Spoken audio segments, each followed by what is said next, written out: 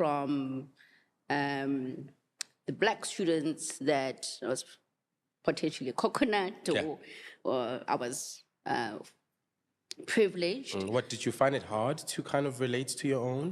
No, I didn't. Okay. I think as I was oblivious to a certain extent that why you're making race an issue.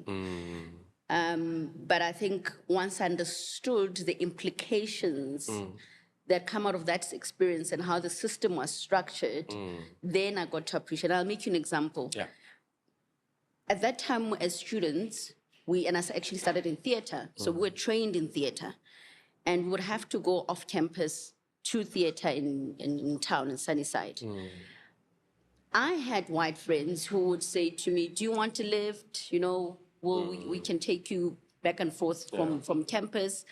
However, it clicked to me when they started saying to the other black kids, I'm not a taxi. So right?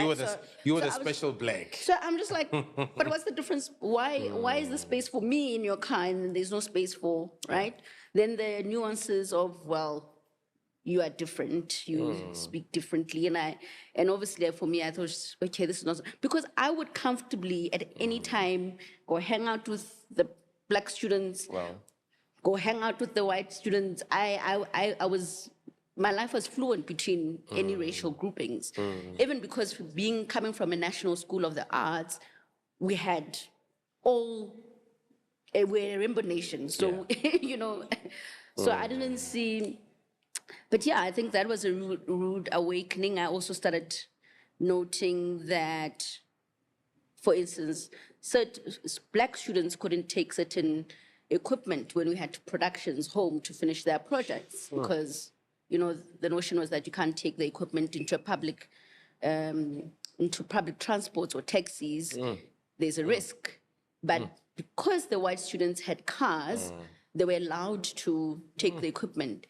And because I had white friends, I get in the car. I get in the car, so I can take the equipment home too, you know, and I think at a certain point, then it started becoming, I started not seeing it as just me walking in who I am, but also realizing that this might be a survival mechanism because you then started seeing a lot of dropouts, right, from the black students because the structure was just not efficient, you know? So one of the things, I'll make an example, is we would get an opportunity to work in the industry while at varsity. So we had different industry companies or projects or events that would look for students. Black students were not given that opportunity.